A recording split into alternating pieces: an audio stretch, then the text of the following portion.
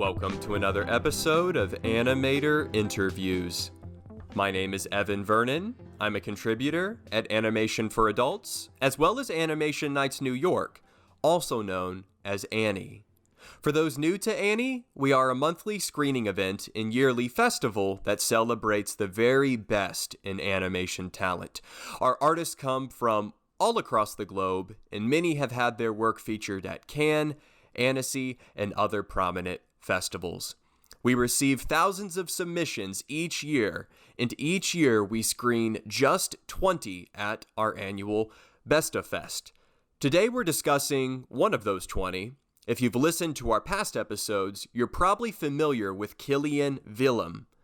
Kilian is a Swiss artist whose short film OOZE was chosen by our jury as a Best of Fest winner film. Inspired by real events, OOZE tells the story of a lone elevator boy. Anxious and overworked, the boy tries to enjoy his job, but when his dysphoria gets the best of him, he plunges headfirst into an inescapable nightmare, losing all touch with reality as his mind implodes. Dark, chilling, and well-crafted, OOZE is a must-see for any horror fan. Today, Kilian has kindly agreed to discuss this film, his career, and his future plans as an artist. Today's interview is also public and open to audience questions. We will address all of those as they come in. Kilian, thanks for coming. For those who aren't familiar with you, give us some background on yourself. What got you into animation? Somehow it just came up. I think I never had really a plan. I was always interested in drawing, and actually I really started with graffiti first and worked in a lot of bars and stuff. And when you finish school, you somehow have to make a plan. And then I was really into illustration first. It was actually the own possibility where I could see me. Like art, I tried to come into normal art schools, but they didn't took me. It was like too fancy, and I was like very working on characters like in the graffiti thing, and this was not really interesting for the art schools. So I tried at the illustration school, and first they didn't took me as well, but they have like very short money, and I just heard somewhere that when you can force them to let you in somehow if you like take a lawyer, or you tell them you're going to take a lawyer, and then they can't pay, so they just take you into the class. And so I started to do illustration first, and this didn't went really well because I was doing a lot of party and I worked as a bartender. So this was like kind of, I stopped illustration studies, and I worked in a bar and in a nightclub, and I started working as a elevator boy as well, which actually was then the topic for my first movie later. And in this kind of elevator, I had kind of like a breakdown, and I had like to rethink about a lot about my lifestyle, and to be part of a nightclub working all night and stuff. And somehow I was not built for this. It was too stressful for me. And then I was like thinking about what do I love the most? And actually I was always for animation, but we had no animation school in Hamburg, where I was living in Germany at this time. And I thought, okay, maybe I just have like to move to another city, just like to get distance between my breakdown, the nightclub, and the whole lifestyle I had there. And then I was looking for schools. And because I have roots in Switzerland, I thought, Switzerland. It's like this kind of cute country with cows and trees and chocolate and clockworks and stuff. And I thought, maybe this is the better place for me right now. Yeah. But they also have a very beautiful and good animation school. So I tried my luck and was working on this portfolio, and they took me. And that's where I am now. That's interesting. And for those listening in, we previously interviewed Kilian back in June, I believe, of this year, and he spoke to the same experience. A lot of people enter the industry immediately, but for you, it was a career shift, which is interesting. You bring a different perspective to the table when it comes to your history as an artist, which kind of leads into the film. You've already alluded to this, but OOZE is something very personal to you. It addresses that, episode that you had when you were working at that nightclub. Can you just tell us a little bit more, Kilian, about how you engineered the visual style and story for this film to capture that experience? Not that easy question, but if you really want like to go on the style, why, Sure. for example, it's black and white. I think like the moment working in the elevator was for me, I mean, at first it was really fun. You're like very close to the party people. You're like part of this great club, which is a really nice club with nice events and stuff. But for me, I mean, there was like different stuff which was troubling my mind. I mean, you're kind of young still, and I had like a relationship which was not that easy at this moment. You're kind of lost and stuff, and I had like a lot of like dark thoughts about society and stuff. Yeah. And when you're in this elevator, I mean, you bring up the people at the beginning of the event and at the end. If it's, for example, a concert, then maybe it's about 20 minutes, 30 minutes, you bring people up. Then for 3 hours or 2 hours, you have nothing to do.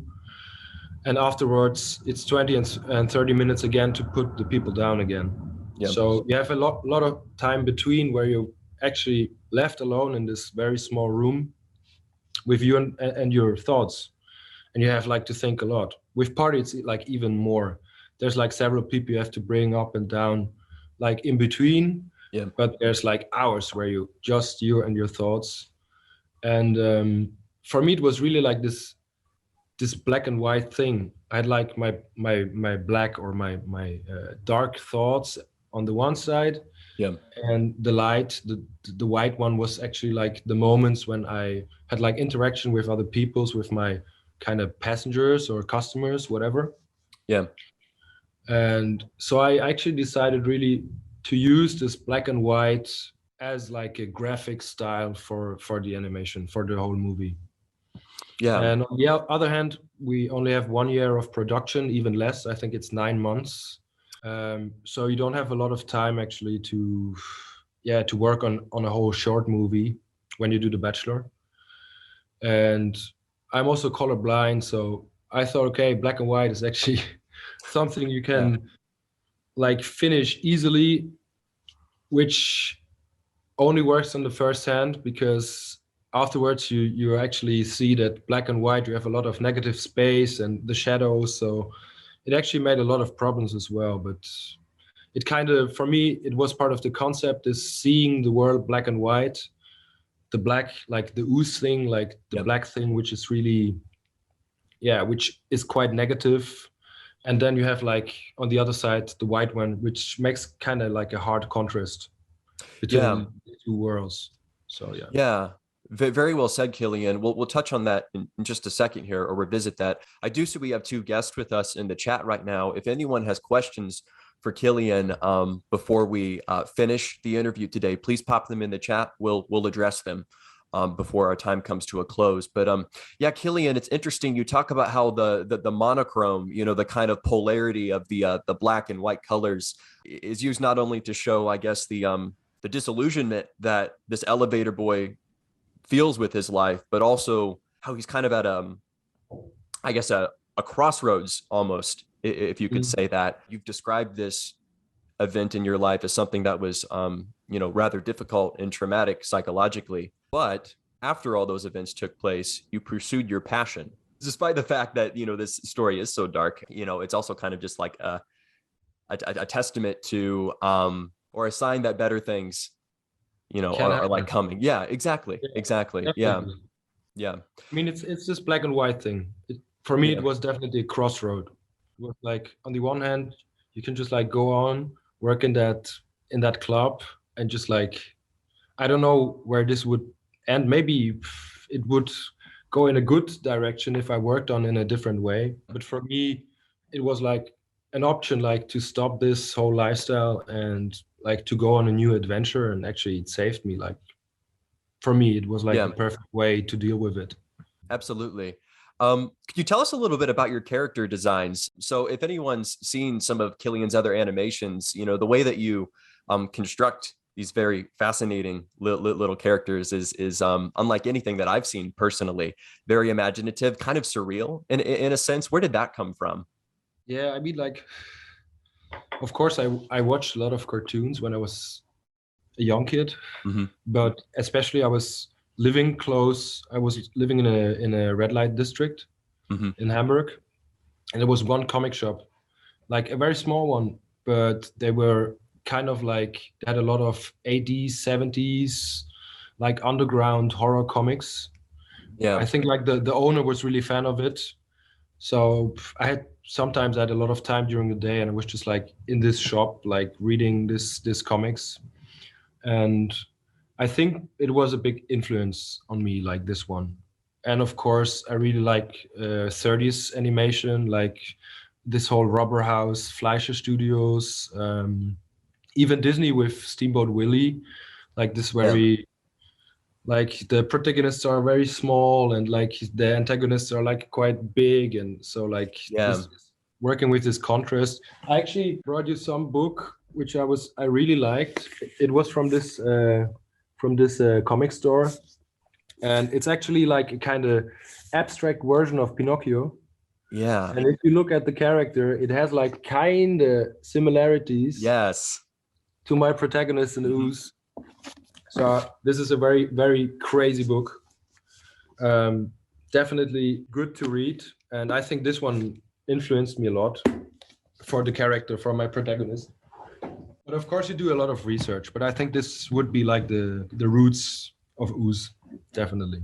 Yeah, it's interesting. You talk about Fleischer and these, kind of, like vintage character designs that you've adapted and repurposed into your own work. You can kind of see that in the pantomime too. Now that I think about it, a lot of the early animations were silent and involved a lot of, grunts and, noises, but not Yeah, a lot of spoken dialogue, which yeah, is what's also happening in this absolutely. as well. Yeah. And I think maybe also, actually, my family from the father side comes from the Czech Republic, and they have like actually kind of interesting history with animation movies. They have like a lot of puppet animation, and it's for kids, but it's kind of dark.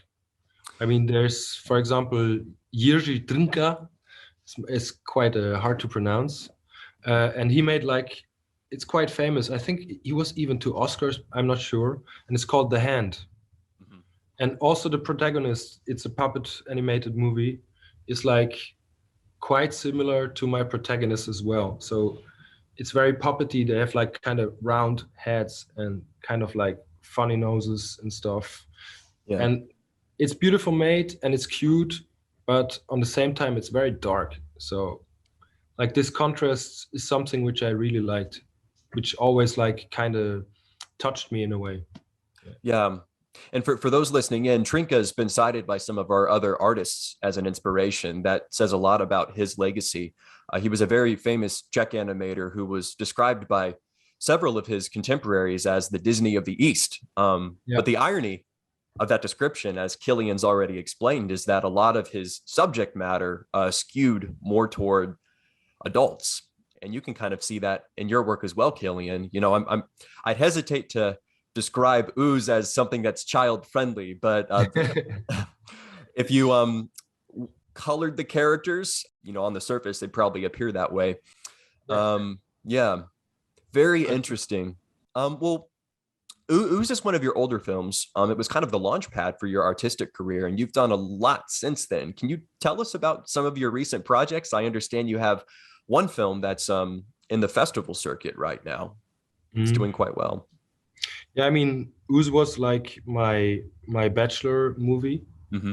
So I made my bachelor with this movie, and actually I was just happy that I finished school and I somehow graduated.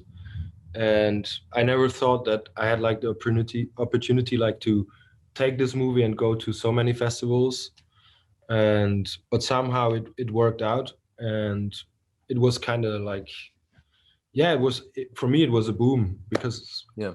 I went like to so many different festivals, met different people, and we also won some prizes with it. And this made me a kind of like, yeah, a little community inside my country. Also with the people I worked during the school. which they thought like, yeah, what is afterwards? What are you doing after you graduated? Yeah. And one of my very good friends who finished school, I think 1 or 2 years before me, she came into this new production studio, like an animation studio based in Bern. So that's the capital of Switzerland.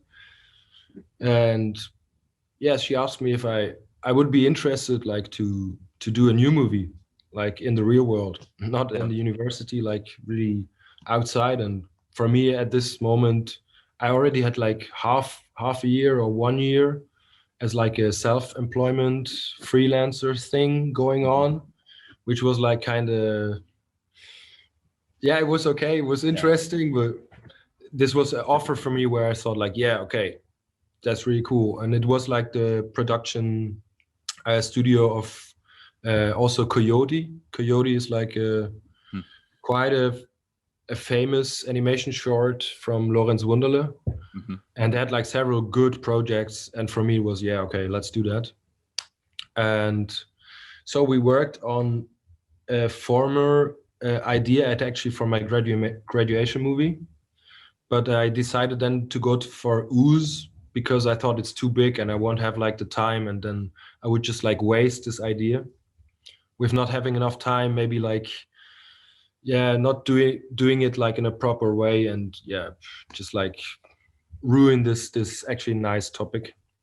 So I said, okay, now we have a bigger team, and we had like to get sponsors, which in Switzerland is actually something huge. There's a lot of money in in like different sponsors, like in the art or the culture direction.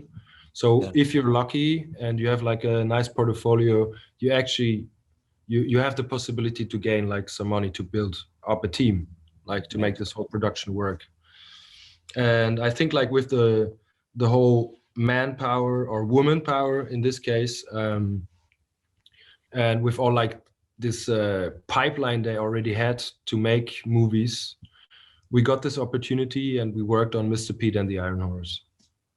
And we actually finished it in October 2020. So it's nearly a year ago that we finished it completely. And I think we worked on it like 2 years with everything together, 1 year of production, 1 year of development and stuff. And yeah, now we had like our premiere at Locarno Film Festival. This was in July or August, I don't remember so well. And yeah, now we are like in this festival cycle, and it's actually working out pretty good. So yeah, I know there are limits as to who can see Mr. Pete right now, but do you want to brief us on the story, the concept a little bit, if that's something you're comfortable doing? Yeah, of course, I try. It's actually about a train. So the Iron Horse is like the old name for a train. So the whole story is kind of like close to is it like you always go on, it's the 18th century? No, it's 19th century, or like between 19th and the 20th century, where you had like the first Iron Horses and stuff. And it's actually about a small soldier, which is like, he is not only, the character is very small, but like in this whole hierarchy, you say, like he's like really at the bottom, and he has like a kind of like a queen from this state, and she got this new train, and he actually has to shovel the charcoals into the oven to make this new train move. And it's like the first trip on this new train, and it's filled up with a lot of bigger soldiers. And like this queen of the state is kind of like really like how do you say, addicted to speed. So she wants like to get her machine, her new thing for her state, to be like the most fastest train ever. And the protagonist, Mr. Pete, is like very motivated. He loves work.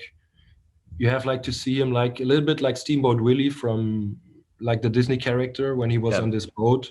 So he kind of likes that job, and he's like singing and stuff. And but for the soldiers and the queen, he's never fast enough. So whatever he does, however he's like speed up to put this charcoals in, it's never fast enough.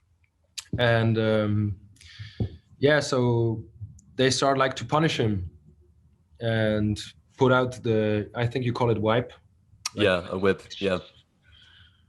Yeah, and be like kind of hard to him, and yeah, beat him up, and it's still not fast enough. And then there's happening kind of like a accident, Yeah. and some of the passengers fall into the oven, and then suddenly this train is moving very fast.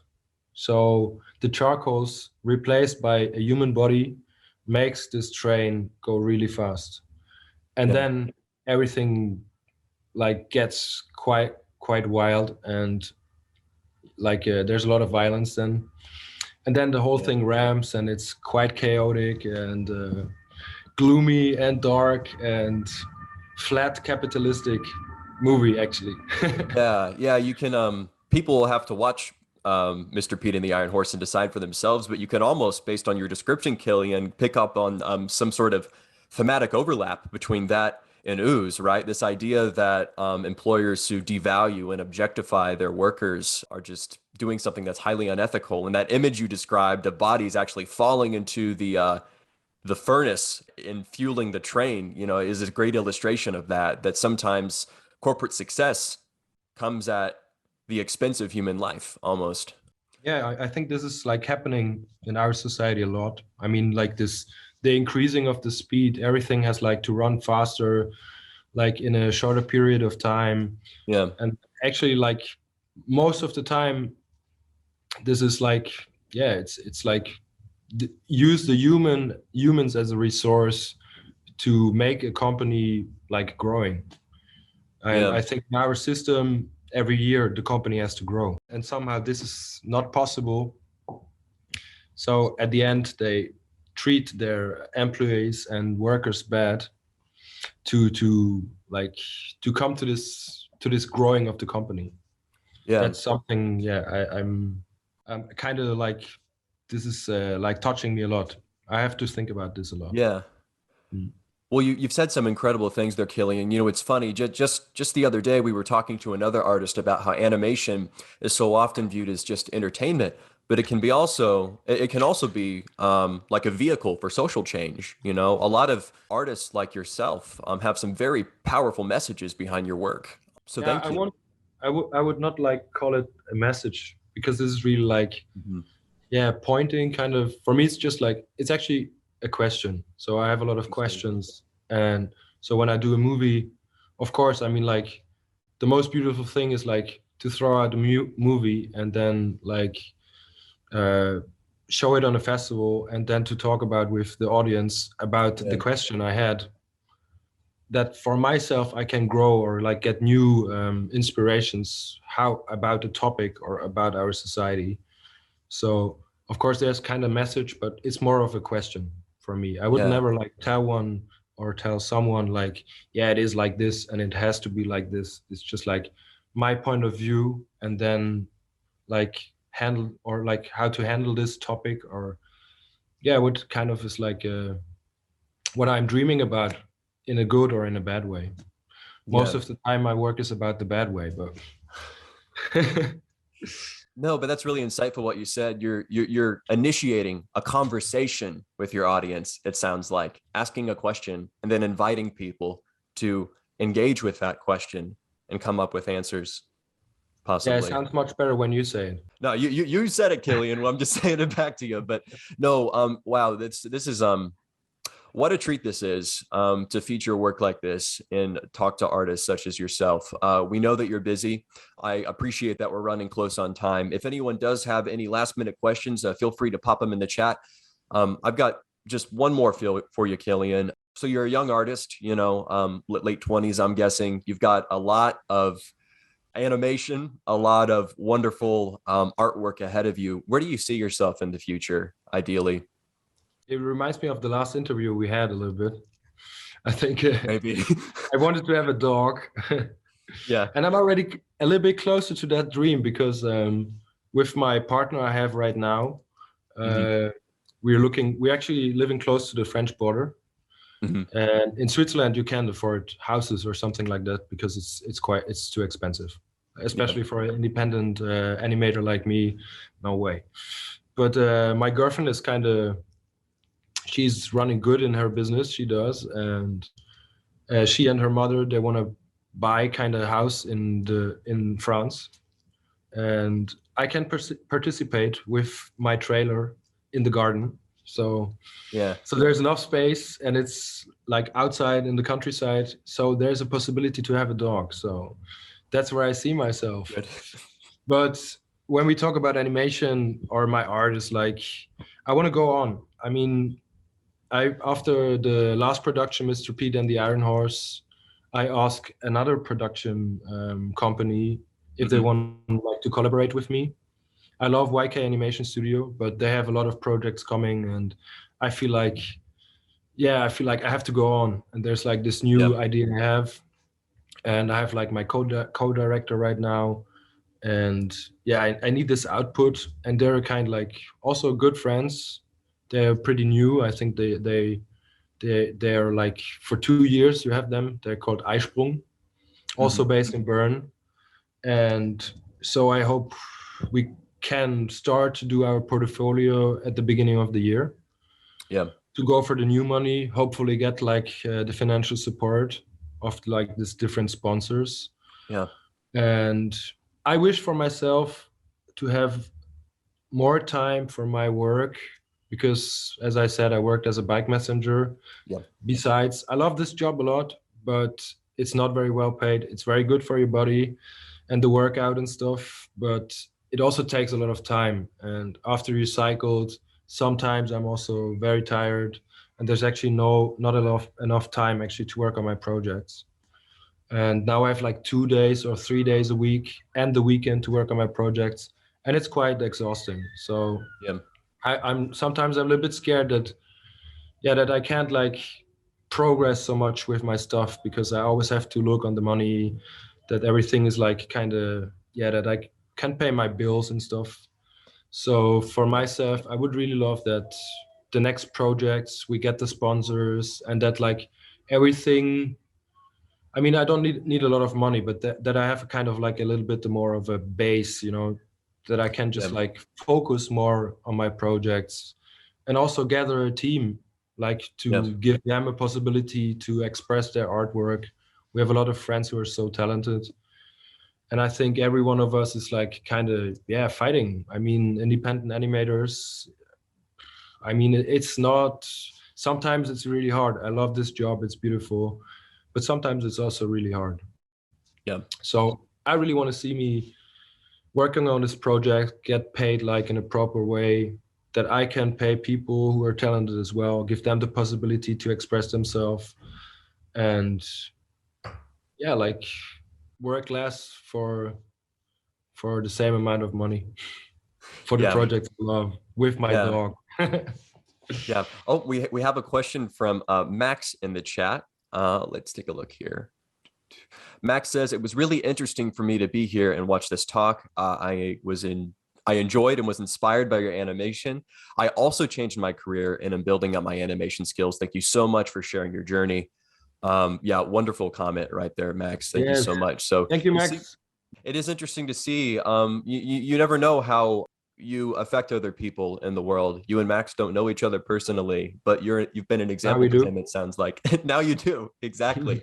But no, Kilian, thank you so much for your time today. I know we've gone a bit over, but it sounds like you're experiencing some growing pains as you advance to the next stage of your career. But based on everything you said, it sounds like some really amazing things are about to come your way. So hope you'll find some time for us next year, if you're not too big at the time by then. No.